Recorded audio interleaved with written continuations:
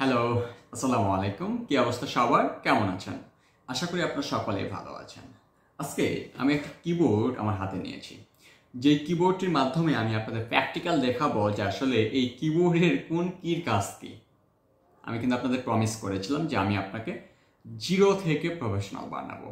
ঠিক আছে, zero two hero কোর্সের মতো। ওকে, সো আমার এই যে টিউটোরিয়ালগুলো বা আমি যে উদ্যোগটা নিয়েছি এটা আসলে জিরো টু হিরোই। হ্যাঁ, আপনাকে হিরো বানাবো আমি জিরো থেকে। সো দেখেন, আমি একটা কিবোর্ড কিন্তু এবার হাতে নিয়েছি। সো এটা অনেকেই জানতে চাইবেন যে আসলে আমি এটা কোন ব্র্যান্ডের কিবোর্ড ইউজ করি। সো এটা আমি পরে বলবো, এই মুহূর্তে না, যদি আপনি জানতে চান তারপর। ওকে, সো ফাইনালি সেটা জাস্ট একটা ফান করলাম। দেখেন, এই যে একটা কিবোর্ড, এই কিবোর্ডে কিন্তু অনেকগুলো কি আছে। এই যে দেখেন, এই একটা লাইনের কি, এখানে অনেকগুলো কি, এখানে অনেকগুলো, এইভাবে অনেকগুলো, অসংখ্য। আপনি যদি দেখেন কতগুলো কি আছে, তাই না? সো অনেকগুলো। সো এগুলোর কাজ কি, এগুলো যদি আমি একটা একটা করে বলতে চাই ভিডিওটা কিন্তু অনেক লং হয়ে যাবে। আজকে আমার যে ভিডিওটা হচ্ছে, এই ভিডিওটির আমি মূল পার্ট হিসেবে যেটা রাখছি সেটা হচ্ছে, আমি যেহেতু অ্যাডমিন সাপোর্ট নিয়ে কাজ করি এবং যারা অ্যাডমিন সাপোর্ট নিয়ে কাজ করতে চাচ্ছে তাদের জন্য কোন কিগুলো বেশি ইম্পর্টেন্ট, তাদেরকে প্রত্যেকটা কি সম্পর্কে জানতে হবে, বিষয়টা এরকম, নাকি নির্দিষ্ট কয়েকটা কি সম্পর্কে জানলেই হয়ে যাবে। সো সেটা নিয়ে কিন্তু আমার ভিডিওটা হচ্ছে, অবশ্যই শেষ পর্যন্ত দেখবেন। প্রথমেই বলি, দেখেন এখানে আমি যদি দেখাই আমার কিবোর্ডটার এই যে উপরের দিকে, অথবা আপনার যে কিবোর্ডটি আছে আপনি আপনার কিবোর্ডটিকে হাতে নেবেন।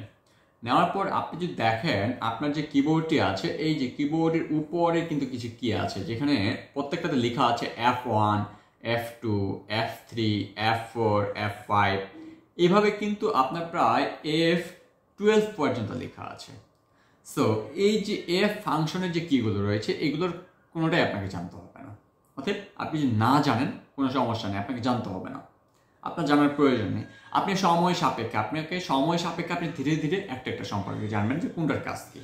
ঠিক আছে, ইভেন আমি অনেকগুলো কি সম্পর্কে জানি না, এই F1, F2, F3, F4 এর কিছু কিছু জানি, বাট সবগুলো জানি না। সো আমি কি চলছি না, আমার কি আর্ন হচ্ছে না, আমি কি কাজ করছি না? অবশ্যই করছি।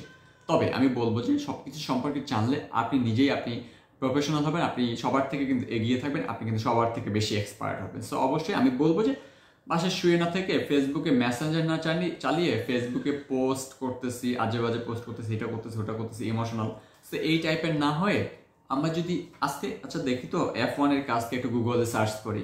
সো এটা সার্চ করেন F1 এর কাজকে, সেখান থেকে কিন্তু অনেক কিছু জানতে পারবেন। হ্যাঁ, সো আরেকদিন F2 সম্পর্কে জানলেন, F3 সম্পর্কে জানলেন, আপনি কোথাও মেহমান খেতে গিয়েছেন, সবাই গল্প করছে, আপনি একাই, ঠিক আছে, আপনি ফোন চালাচ্ছেন, আপনি ফোনটাকে গুগলে চলে যান, ক্রোম ব্রাউজারে গিয়ে লিখেন তো F10 এর কাজকে কি, অনেক কিছু কিন্তু আইডিয়া পেয়ে যাবেন। সো এটা আইডিয়া, এইভাবেই কিন্তু আপনাকে সামনে স্কিলগুলোকে গ্রো করতে হবে। সো F1, F2, F3 কি আপনার কোনো কাজ সম্পর্কে জানতে হবে না।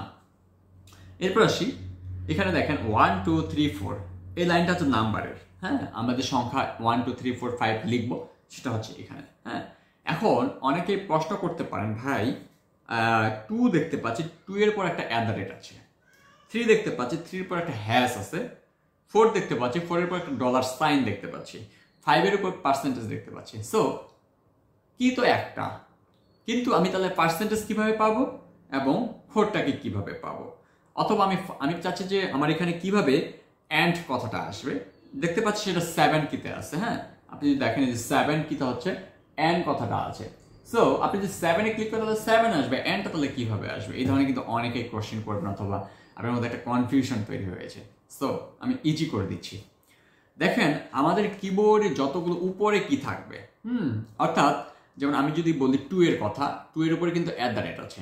সো এই যে 2 এর উপর @ আছে, হ্যাঁ, 3 এর উপর কি আছে দেখি, 3 এর উপর হ্যাশ আছে। সো এই 3 এর উপর যদি হ্যাশটাকে নিয়ে আসতে চান, 2 এর উপর যদি @ আনতে চান, তাহলে আপনার কিবোর্ডে দেখেন এই জায়গায় একটা শিফট কি আছে, শিফট, এই যেখানে দেখেন শিফট, এই শিফটটাকে আপনি চেপে ধরবেন। ঠিক আছে, শিফটটাকে যখনই চেপে ধরবেন, শিফটটাকে চেপে ধরে আপনি 2 চাপেন, তাহলে @ চলে আসবে। আপনি শিফট চেপে ধরে 3 চাপেন, তাহলে হ্যাশ চলে আসবে। শিফট চেপে ধরে আপনি 4 চাপেন, তাহলে $সাইনের যে চিহ্নটি সেটা চলে আসবে। ঠিক আছে, সো এই শিফটের কাজ হচ্ছে আপনার কিবোর্ডে যে উপরের লেখাগুলো থাকে সেগুলোকে আপনাকে নিয়ে আসাবে। ঠিক আছে, আচ্ছা, সো তাহলে আমরা কিন্তু জেনে ফেললাম যে আপনি কিভাবে @ নিয়ে আসবেন, কিভাবে হ্যাশ নিয়ে আসবেন, কিভাবে $সাইন, কিভাবে অ্যান্ড সাইন নিয়ে আসবেন। আপনার নাম্বারের উপর যে উপরে যে কথাগুলো লেখা আছে সেগুলোকে আপনি শিফট চেপে ধরে যদি আপনি 7কে প্রেস করেন তাহলে এন্ড চলে আসবে, উপরেরটা চলে আসবে। ওকে, আবার শিফট ছাড়ে দিবেন, শিফট ছাড়ে আপনি চাপবেন, দেখবেন 7 1 2 3 4 যেগুলো সেগুলোই আসবে। ওকে, এখন আরেকটা জিনিস সেটা হচ্ছে দেখেন আপনার কিবোর্ডে কিন্তু যে ABCD4 এগুলো লেখা, DEF, ঠিক আছে, এগুলো লেখা আছে, এগুলো কিন্তু প্রত্যেকটাই ক্যাপিটাল লেটারে লেখা আছে, বড় হাতের লেখায় লেখা আছে। এখন আপনার প্রশ্ন যে আমার তো ছোট হাতের প্রয়োজন, আমি তাহলে ছোট হাতের করব কিভাবে? সো এরকম একটা প্রশ্ন হতে পারে। নর্মালি আপনি যখন টাইপ করবেন আপনার কিবোর্ডটি কিন্তু স্মল ফন্টে, স্মল ক্যাপিটাল ফন্টে থাকে, ভুল করছি আমি ঠিক আছে, ক্যাপিটাল ফন্টে কিবোর্ডটা লেখা আছে, বাট স্মল লেটারে আপনি কিন্তু সবকিছু করতে পারবেন। আপনি যখনই এতে চাপবেন, ফার্স্ট টাইম হয়তো বা এটা আপনার ক্যাপিটালে আসতে পারে, এরপর থেকে BC যেগুলো চাপবেন প্রত্যেকটাই কিন্তু আপনার স্মলে আসবে। কথাটা বুঝাতে পারছি? প্রত্যেকটা স্মলে আসবে। যদি প্রত্যেকটা আপনার ক্যাপিটালে আসে, স্মলে আসতেছে না, তাহলে বুঝবেন যে আপনার কিবোর্ডে একটি কি আছে যেটির নাম হচ্ছে ক্যাপস লক। এই যে ক্যাপস লক, এই ক্যাপস লকটা হয়তো আপনার চাপা অবস্থায় আছে। আপনি যখন দেখবেন, আপনি যখনই যেটা চাপছেন, A চাপছেন, B চাপছেন, C চাপছেন, প্রত্যেকটা ক্যাপিটাল লেটারে আসে, তখন আপনি নর্মালি একবার শুধুমাত্র ক্যাপস লক এইভাবে চাপবেন, আবার পরে 1 2 3 ABCD চাপবেন, দেখবেন যে সবগুলো স্মল হয়ে গিয়েছে। সো ক্যাপস লকের কাজ হচ্ছে প্রত্যেকটা কিকে সে ক্যাপিটালে কনভার্ট করবে, আবার ক্যাপস লকে চাপবেন, সে আবার প্রত্যেকটা কিকে স্মলে কনভার্ট করবে। সো বড় হাতের লেখা করা এবং ছোট হাতের লেখা করার কাজ হচ্ছে ক্যাপস লকের। হ্যাঁ, আবার এই সেম কাজটাই আপনাকে শিফট বাটনটাও করে দিতে পারে।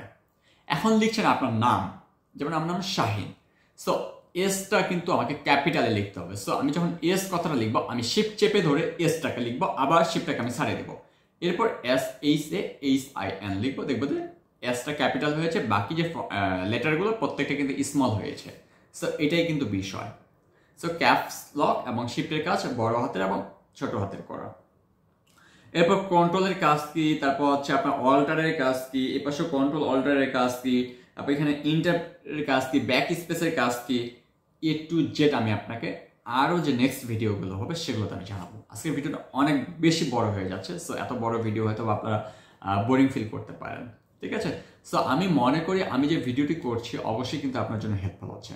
সো আমি কিন্তু অবশ্যই বলবো আমার এই ভিডিওটি যদি আপনার জন্য অবশ্যই হেল্পফুল হয়, আপনি একটা লাইক করবেন, কমেন্ট করবেন, সেই সাথে ভিডিওটি অবশ্যই শেয়ার করবেন, ঠিক আছে। সবাই নেক্সট ভিডিওর জন্য ওয়েট করেন, অবশ্যই আমি আপনাকে জিরো থেকে হিরো বানাবো, সেই পর্যন্ত আপনি অপেক্ষা করেন। সবার সুস্বাস্থ্য কামনা করে ভিডিওটি এখানে শেষ করছি। আল্লাহ হাফেজ।